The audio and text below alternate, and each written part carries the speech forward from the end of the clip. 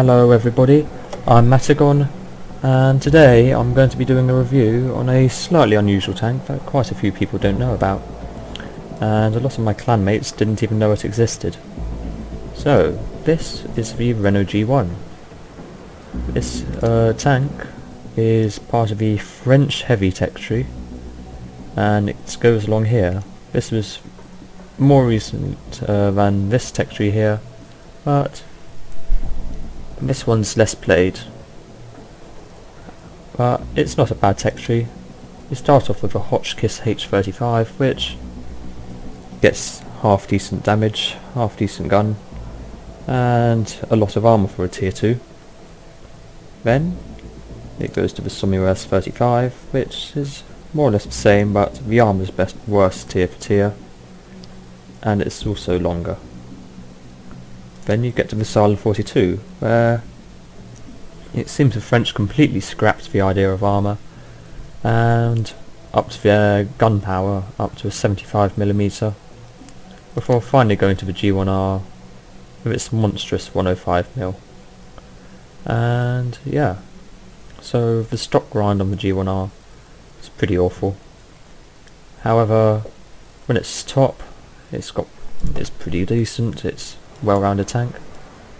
So yeah, I'll start off by to begin with, when looking in detail at this tank, it gets 460 hit points, which is more or less the average for all for tier 5 mediums. A T-34 here has 450, and yeah, so it's very slight. Well, it's very similar, and it also gets 60mm of hull armour the whole way round, which is better than the T-34, and it's also pretty well angled like the T-34.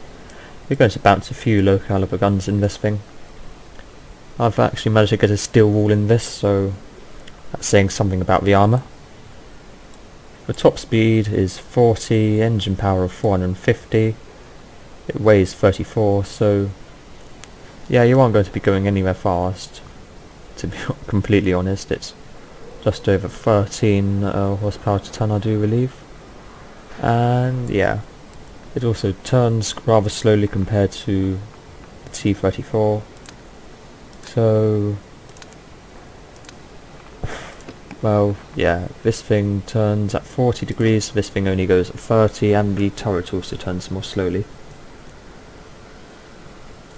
However, it does get the 105mm derp gun, which is more or less the exact same that the M4 Sherman and Panzer IV-H are able to mount, with a couple of subtle changes. The first change being the accuracy is better, but the aim time is worse, but it also gains 200 meters per second on its shell velocity, making sniping a better option than in the other two. Also, the premium shells get very slightly more pen than the Panzer IV-H and M4's equivalent guns. Then there is the rate of fire, which is 6. This is also worse than both the Panzer IV-H and the M4 Sherman. So you're going to do damage, but you aren't going to do it quickly. Then there's a turret traverse, which is 28, which isn't the best, but still, it's not the worst. And yeah, view range space is 350, so I would recommend using binos in this. Max out that view range. And radio is also 710, so it's a pretty well-rounded tank so far. Okay, so for crew I have got 6th sense, clutch braking to increase the turning speed, which this tank drastically needs, situational awareness, which it doesn't really need, but I got it anyway, and camo, because believe it or not, this thing's camo is actually better than the M4 Sherman and the Panzer IV-H's, which is something else I forgot to mention.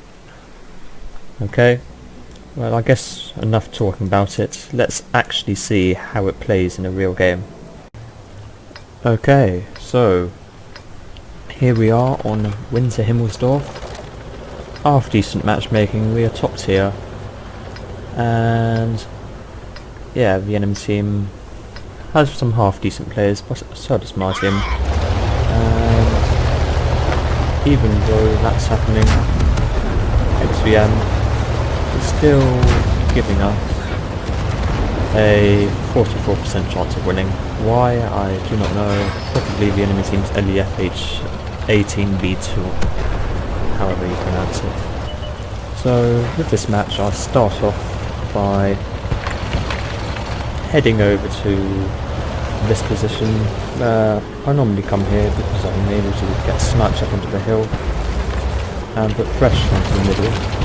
However, this is a risky position because you can shoot them. They can also shoot you. They can probably shoot you more easily than you can. So, yeah, so starting the match trying to shoot the enemy's SAU-40. Missed entirely. And there's the reload for you, miss again. And yeah, I then see shots start to rain in on me. And I decide it's probably not the best idea to stay around here. I then try and set up my binos. Before this point I didn't have situational awareness on my crew and they wanted 100%. So my view range is at the top. And then artillery starts to rain shells in on me. So I quickly get into cover and I decide, that's a low health T-67 over there. Just go and deal with him myself. Seeing how my Stuka 4 has just been killed by the SAU-40. And yeah. Rest in peace at T-67. And let's continue with the replay. So, the enemy Wolverine is spotted up there. And I can see that he's starting to come down here, which is about the same time I spot the enemy's Panzer. I miss. And that's when the Type 95 spots up. I'm able to bounce a few shells from him, my armor holds up, but I unfortunately don't penetrate his tank, which really surprised me, seeing how that thing's got no armor whatsoever, and he manages to get a penetrating hit on me, and yeah.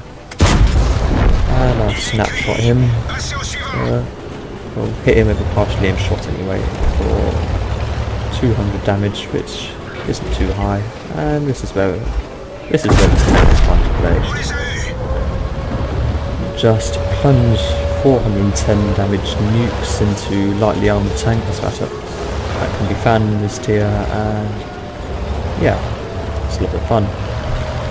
So right now, that Panzer 4H, who was knocking around the G2 area, has driven around and is putting pressure on our base. And with all these things, slow speed, it doesn't actually lose that much, doesn't lose that much accuracy on its guns, so it can pull off some decent snapshots like this. So just plunged a couple of shells into that Panzer 4H.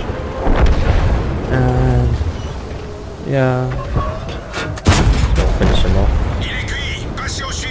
And now I'm on 1000 damage, so I had a bad start, but starting to get into this a bit more now. And yeah, the enemy Crusader is no longer up there. I've got no idea where he's gone. And there's now BDR G1B putting pressure on the base. So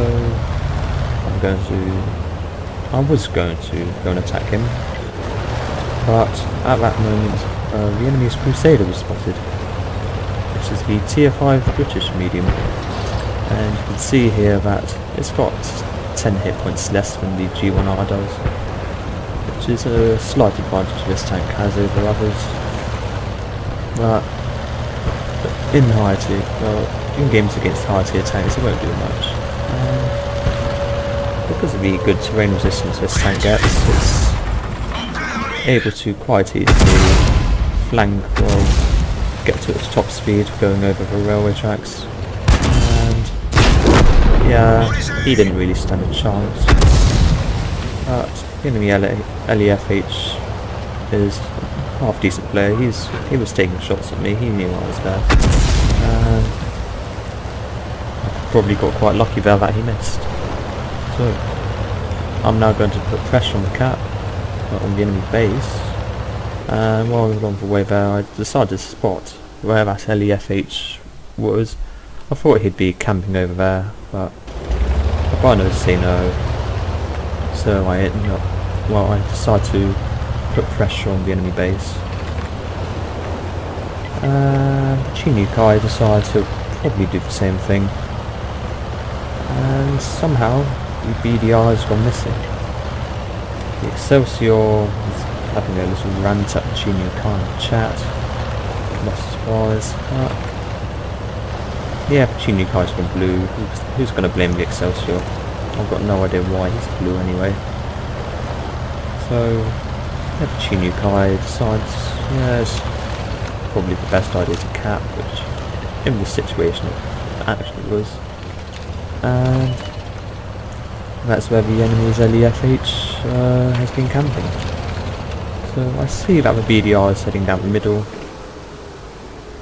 I decided to help the Excelsior out, but I don't aim that really and miss. And that's something else I forgot to mention. The shells have a slight arc to them, so you are able to loop shells over things like that. But I'll admit I got very lucky with where that shell went. So I should have probably fired a heat shell here, but not much I could have done there. Still got damage off onto him. And I then remember about the LEFH, and I think, yeah, he's probably going to come and reset actually. So I leave BDR to the Excelsior, and as I expected, the enemy LEFH is there. Now, he's a good player. He knows that the LEFH is a heavy tank hull. He's beginning to side scrape, but he probably didn't know I was using the derp gun. So 1,850 damage in the G1R. It's a very good tank, surprisingly enough. And yeah, I will now show you the post results screen, or the boost game results screen. Okay, as you can see here, I managed to get a Mastery Badge Ace Tanker, 28,500 credits profit, 1,223 XP, as well as a high caliber and the top gun. So, all in all, the results screen looks pretty nice. One of the highest games, one of the best games I'd ever had in the G1R. And let's have a look at the next bit. So you can see here, I came top of the team. Not a big surprise. In fact, I came top in that whole game. And yeah, I'd have no idea what the ally she knew was doing, but well, what you gonna do about it? You get noobs like him. And yeah, my team didn't do very well. 5 of our players got 0 damage. Okay, at the end of that match I managed to gain 25,000 credits, fired 16 shots, hit 12 and penned 12, although it's high explosive.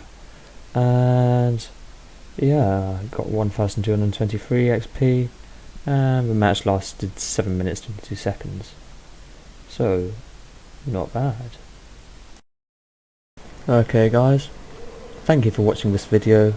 Please leave a like and subscribe, and we'll see you guys in the next video.